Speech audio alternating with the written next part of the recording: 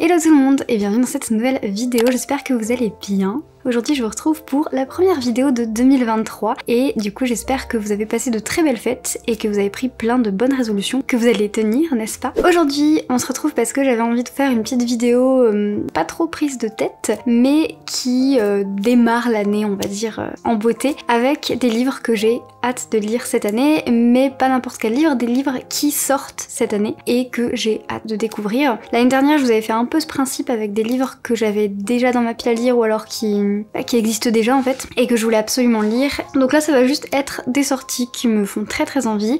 C'est surtout des sorties qui arrivent sur janvier-février, mais il y a aussi petits livres en avril. Avant de commencer avec les livres, je voulais aussi parler peut-être un peu de mes goals de lecture, mes goals, mes buts, mais c'est nul but en français.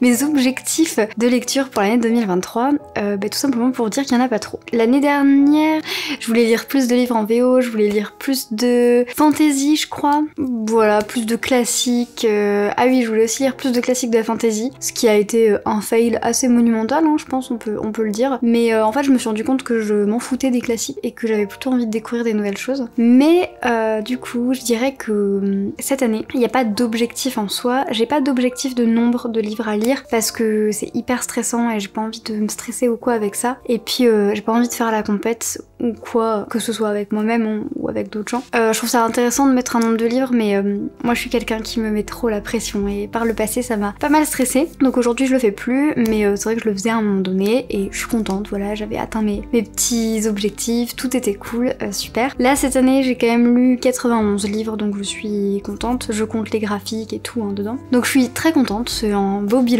Le chiffre est absolument pas rond, c'est méga frustrant 91, mais là ça fait déjà 2 semaines, j'ai plus envie de lire, je lis par-ci par-là avec parcimonie, donc je pense pas qu'on dépassera le 91, mais c'est pas grave, c'est très bien. J'ai fait des statistiques de combien de pourcents j'ai lu en anglais, combien de pourcents j'ai lu sur liseuse, etc. Je vais pas vous bassiner avec, enfin vous vous en foutez, mais du coup moi ça me fait plaisir. J'ai pas lu autant que je voulais en anglais, mais pas de pression, on essaiera de faire mieux l'année prochaine. J'ai lu beaucoup sur liseuse et ça c'était un peu la découverte de cette deuxième partie de l'année et c'était cool. J'ai écouté quelques livres audio aussi et ça me fait du bien de changer un peu de support, c'était intéressant. Et j'ai découvert un genre en particulier, alors je dis découvert avec des grosses guillemets, la science-fiction, voilà, que je connaissais déjà, je veux dire j'ai lu Hunger Games, tout ça, et je lisais surtout de la dystopie en fin de compte, et c'était un genre, j'arrêtais pas de dire que j'aimais pas ça. Et en fait, je sais plus trop comment ça a commencé, mais j'ai eu envie de lire Philippe K. Dick, et donc on m'a offert Ubik pour mon anniversaire, que j'ai lu, que j'ai adoré, et depuis, mais je lis que ça, là sur la fin d'année, j'ai lu plein de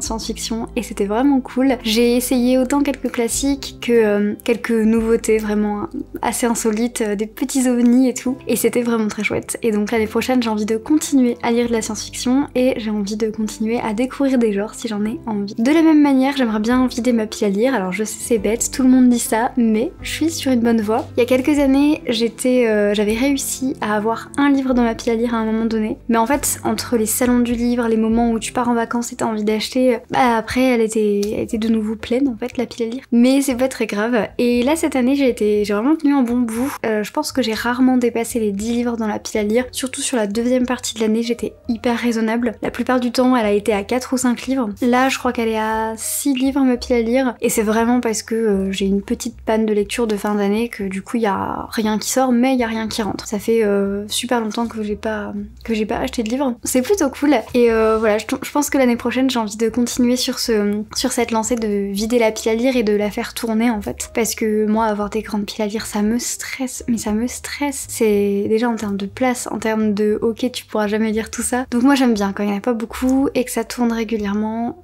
ça me permet de mieux apprécier. Et puis quand les livres traînent trop dans la pile à lire, je sais pas vous, mais moi j'ai tendance à plus avoir envie de les lire et à plus les apprécier de la même manière, et ça c'est hyper dommage. J'ai envie de, hop, j'ai une envie, je vais acheter le livre, je le lis et c'est super, c'est ça que je veux. Donc c'est tout pour les petits objectifs, c'est vraiment bateau, j'avais pas envie de m'en mettre plus parce que les dernières années je me mettais beaucoup d'objectifs, lire tant de pourcents de mes lectures en anglais, lire tant de trucs, et en fait c'était juste des stress parce qu'à la fin de l'année quand je fais le total et que je me rends compte que j'ai pas lu de classique de la fantasy, que j'ai lu que 10 livres en anglais, enfin voilà, c'est un peu tristoun et un peu frustrant. Sur ce, on passe aux livres que j'ai très envie de découvrir cette année. Le premier, c'est La fille du docteur Moreau de Silvia Moreno Garcia chez Brajlon qui sortira le 18 janvier, donc vraiment dans pas très longtemps. Je sais pas trop quand j'arriverai à publier cette vidéo, mais vraiment dans vraiment pas très longtemps. Et déjà la couverture est très jolie, je l'avais vue à l'époque en anglais, donc il y a vraiment pas très longtemps, ils sont méga rapides pour traduire, ou alors c'est moi qui ai une mauvaise gestion du temps, je sais pas, et j'ai cru que c'était il y a pas longtemps, mais en tout cas je l'avais vue sur des chaînes anglaises. Donc Silvia Moreno Garcia, c'est celle qui a écrit Mexican Gothic, qui a pas mal fait parler de lui, notamment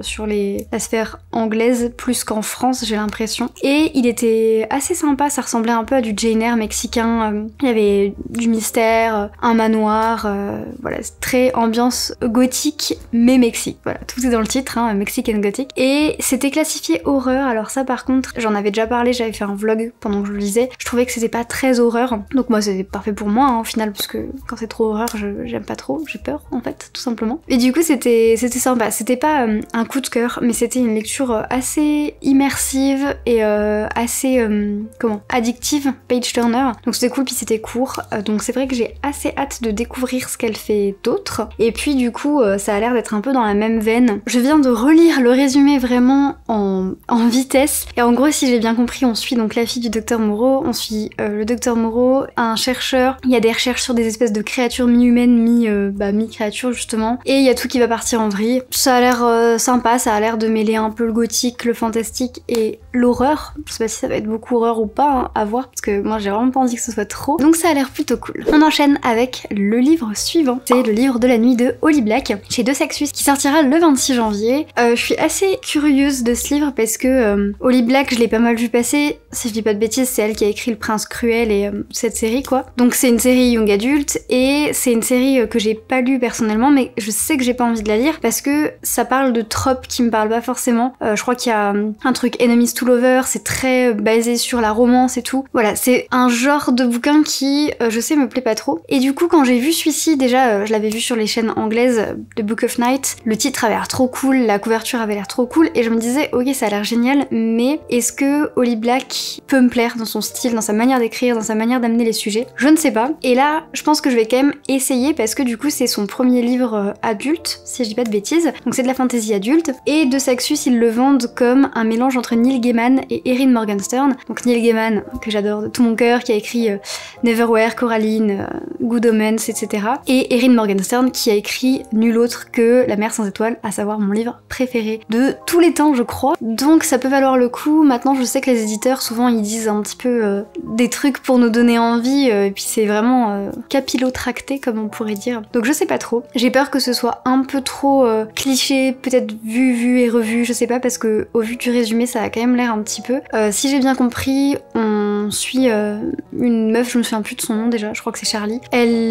C'est une escroc, une voleuse, elle crochette des serrures et tout, et elle travaille pour des gens qui s'appellent les crépusculiens, qui peuvent manier les ombres pour faire des trucs à leur avantage, tuer des gens, voilà, j'ai pas trop compris, bref. Et après elle devient barmaid pour oublier ses errements passés, et il va y avoir un truc genre son petit ami, il a pas d'ombre et elle est en mode ok, il me cache quelque chose, et après une suite d'événements, elle va se mettre à la recherche du livre de la nuit. Voilà, j'ai vraiment lu le résumé en diagonale, et en fait ce qui me gêne, c'est ce côté, c'est un peu une ado qui est une escroc et maintenant elle devient barmaid pour changer, et puis son petit copain il lui cache des trucs. Cette partie là, j'ai l'impression que ça va être vu et revu et un peu cliché et tout, à voir comment c'est traité. Je pourrais peut-être avoir des surprises, peut-être que j'attendrai les premiers avis. Je pense que de toute la sélection, c'est le livre où je suis le plus un petit peu précautionneuse, il me rend hyper curieuse, vraiment tout le principe de le livre de la nuit et tout, j'adore le titre, c'est hyper poétique, la comparaison avec Erin Morgenstern, j'adore, donc à voir. On enchaîne avec le livre suivant. La cité diaphane de Anouk Faure, publié chez Argile et qui sortira le 3 février. Alors ça c'est une maison d'édition que j'ai découvert il y a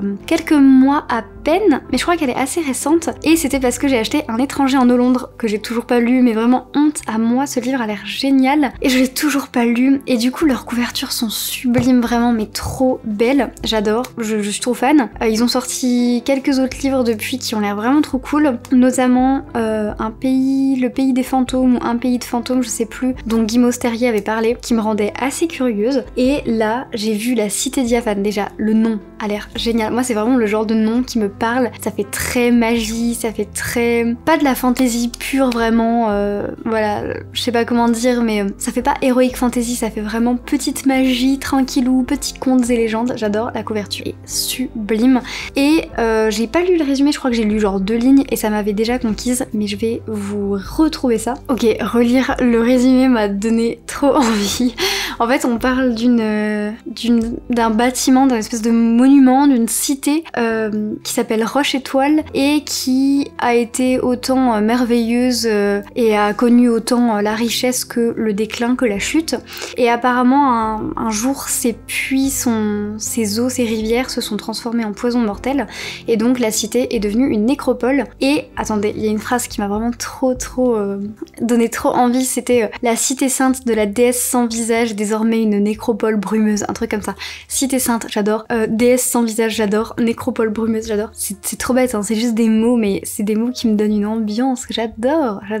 Et apparemment un jour il y a un gars d'une cité voisine, un archiviste qui est envoyé ici pour... il a comme mission de reconstituer un peu les derniers jours, ce qui a pu se passer. Et en fait il va se rendre compte qu'il y a encore des gens vivants dans cette cité. Et donc ça a l'air trop bien. Vraiment, je crois que de toute la sélection... Non, c'est pas celui qui me donne le plus envie, c'est l'un de ceux qui vraiment me donne le plus envie. Et donc ça, il faut attendre le 3 février, c'est déjà trop loin. On enchaîne avec le livre suivant, c'est Quelqu'un se souviendra de nous de Nadège Desrochas qui sortira chez ActuSF dans leur collection Naos le 22 février. Et donc ça, il n'y avait pas de résumé complet pour l'instant, mais en gros il y avait un petit paragraphe d'accroche. Si j'ai bien compris, c'est des personnes qui ont été punies par les dieux qui vont se venger. Donc on suit Méduse, Pandore et Arachné qui vont décider de se venger des dieux et des punitions qu'ils leur ont infligées. Ça a l'air trop cool et en plus ça a l'air d'avoir ce petit pendant réécriture mythologique version un peu féministe que j'adore, que j'avais notamment adoré dans Eurydice déchaînée. J'avais pas arrêté de vous en parler de ce livre, c'était je crois l'un de mes livres préférés de l'année 2021. Je vous mettrai mon top 2021 juste ici. Mais c'était vraiment trop bien et il y avait justement ce côté où on réécrit un mythe, mais on le réécrit pas juste en romantisant des trucs complètement problématiques, genre kidnapping, viol, etc. On le réécrit en le modernisant et en apportant une touche hyper intéressante de qu'est-ce qui aurait pu se passer après si telle meuf elle avait fait ça, quelles sont les réactions qu'on peut amener. Donc j'avoue que j'ai pas mal d'espoir, mais en tout cas je suis très très curieuse. La couverture est très belle et voilà, réécriture mythologique, il m'en faut pas plus. D'ailleurs l'année dernière, non c'était cette année, bien sûr c'était cette année, j'ai lu Mythos de Stéphane Fry, qui est donc un livre où Stéphane Fry explique avec beaucoup d'humour les mythes grecs, et il en a écrit un deuxième et un troisième, Heroes et Troy, donc sur les héros et sur la guerre de Troie, et j'espère trop que Heroes va être bientôt traduit. Du coup j'ai cherché, j'ai pas trouvé d'informations à ce sujet, si vous savez n'hésitez pas à me le dire, mais en tout cas Mythos il avait été traduit en mars de cette année, donc on croise les doigts, peut-être qu'il y aura Heroes cette année, ce serait vraiment trop bien. Et du coup si c'est le cas, lui aussi j'aurais très envie de le lire. Le livre suivant n'est autre que Quality Land 2.0 de Mark Uwe Kling, j'arrive toujours pas à le prononcer, hein, ça n'a pas changé, qui sortira chez Actes Sud. Alors je suis trop contente, si vous avez vu mon dernier update lecture, que je vous mets dans le petit i, vous avez vu que j'ai adoré un livre, c'est de la science-fiction, qui s'appelle Quality Land de Mark Uwe Kling, hein, on va pas en faire des tonnes, et c'était vraiment hyper drôle, hyper prenant, hyper moderne, c'est un espèce de mélange entre, je sais pas, le meilleur des mondes, 1984, notre vie moderne actuelle, voilà, on prend un petit peu Amazon et on s'en moque, Mythique, Facebook, on s'en moque et tout. J'ai dit Mythique, mais Mythique c'est hyper vieux, j'aurais peut-être dû dire Tinder. Et donc là il y a un tome 2 qui sort. Sachez que pour moi le tome 1 il se suffit complètement à lui-même. Voilà, on le termine, l'histoire elle est terminée quoi. Mais en fait dans le tome 2 on va creuser de nouvelles problématiques sur les personnages, dans l'univers qui a déjà été bien implanté, et je pense que ça peut être super drôle. Voilà, en tout cas j'ai super hâte. Et enfin le dernier, mais pas des moindres, mais lui il faudra être un peu patient, c'est le nouveau livre de Christelle Dabos. OMG.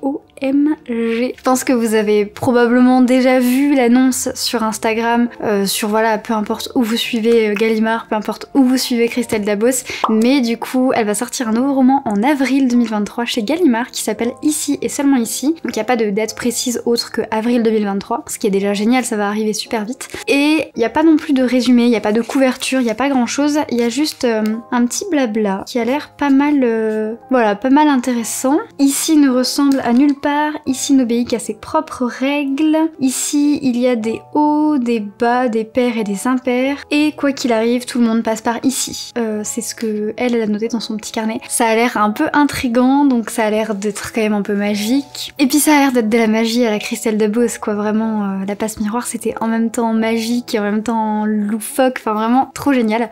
Du coup je pense que lui, La Cité Diaphane et Quality Land 2, c'est les 3 que j'attends le plus. N'hésitez pas à me faire savoir si vous aussi il y a des sorties qui vous tentent beaucoup, si certaines des sorties que moi j'ai citées vous tentent beaucoup ou pas. Sur ce, je vous souhaite encore une fois une très bonne année et je vous retrouve pour la prochaine vidéo qui, je l'espère, sera une vidéo de mes lectures préférées de 2022. Oh my god, ça passe vite.